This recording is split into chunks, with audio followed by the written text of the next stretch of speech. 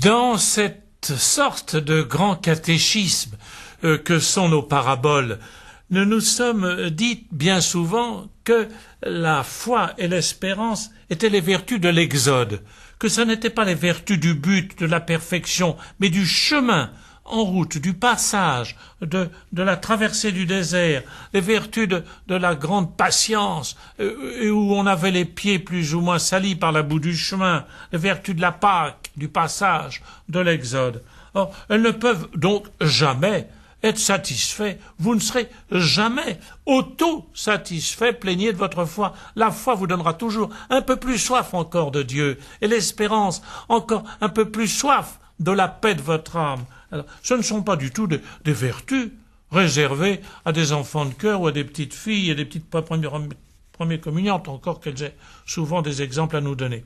Elles supposent un courage, une audace, un déplacement de notre cœur. Elles supposent, en un mot, la fidélité. La fidélité et une audace qu'on ne mettrait pas forcément là où on pense d'abord. Non pas la combativité, non pas de monter à l'assaut, non pas d'enfourcher une lance pour aller tuer ceux qui nous gênent ou qui ne pensent pas comme nous, ou qui ne pensent pas comme on pourrait être tenté de le dire, comme l'Église, etc. Se croire, j'allais dire, très souvent on est tenté, quand on pense à l'Église, à se croire dans un western. Dans un western, il y a des justiciers, il y a des agressivités, etc. Les débuts de l'Église, c'est autre chose. L'Église était un petit groupe qui n'était pas flamboyant, c'était pas un western, derrière le titre de notre parabole aujourd'hui, je voudrais l'appeler le justicier du Far West. Il y a une conviction, c'est que nous avons tous besoin d'apprendre la vraie force, la vraie espérance, celle dont nous pouvons être fiers. Et j'intitule donc le justicier du Far West. Les Juifs du temps de Jésus avaient du mal à croire en lui et nous aurions probablement fait exactement la même chose. Nous aurions eu du mal à quelqu'un qui ne se présentait pas de manière brillante, qui ne faisait pas de bruit, qui était discret, qui s'enfuyait dans la montagne, qui se cachait, les Juifs attendaient de Dieu un grand prophète, mais un grand prophète, quelque chose de sérieux, un nouveau Moïse. Mais, souvenez-vous du texte qui leur annonçait que viendrait un jour un nouveau Moïse, un super Moïse.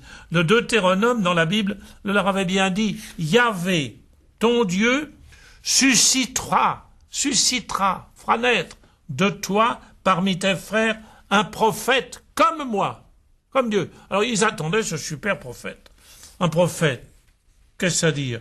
Nous faisons parfois une erreur. Nous croyons que le prophète, c'est celui qui va jouer du clairon, qui va réveiller tout le monde, qui va faire le tour de la ville, qui va faire des grandes déclarations. Ça doit se voir comme dans un western.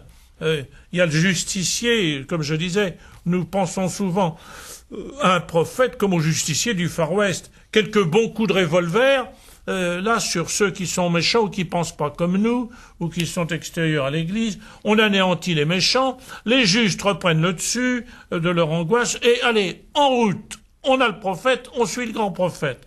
Ainsi, du nouveau Moïse, on attendait qu'il accomplisse au centuple ce que le premier Moïse avait fait. Et Jésus se présente en disant, soyez doux et humbles de cœur. Il est discret, il se cache dans la montagne. Quand il y a eu un miracle qui risque de faire du bruit, il disparaît en prière. Et nous, nous continuons. Nous continuons, regardez, au moment où il y a l'élection d'un pape, où nous continuons à attendre des super Moïse, des super justiciers du Far West, des super cardinaux, des super évêques, et un Jésus plein de vitalité qui bousculerait tout ça au galop de son cheval et qui bousculerait le plan des pervers. Et puis, comme dans l'Évangile, Jésus arrive monté non pas sur un coursier, mais sur un âne, symbole des animaux humbles et doux. Témoignant simplement par la béatitude des doux, il accepte simplement qu'on crache sur lui, qu'on le flagelle, qu'on le batte, qu'on le mette à mort. Nous ne voudrions qu'il écrase les méchants, or lui, il ne broie même pas le roseau qui penche. Nous attendons qu'il en finisse une bonne fois avec tous ceux qui sont ces gens-là, ceux qui ne pensent pas comme nous. Et Jésus les convainc avec douceur. Regardez, on en a eu un exemple fascinant. Souvenez-vous du dernier voyage de Jean-Paul II à Lourdes, dans son fauteuil roulant. Ça n'était pas le coursier, ça n'était pas le prophète qui montait à l'assaut.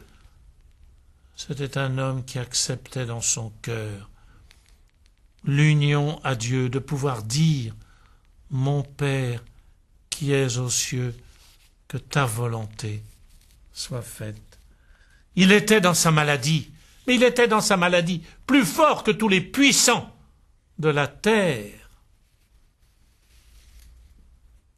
C'est mieux qu'un justicier du Far West.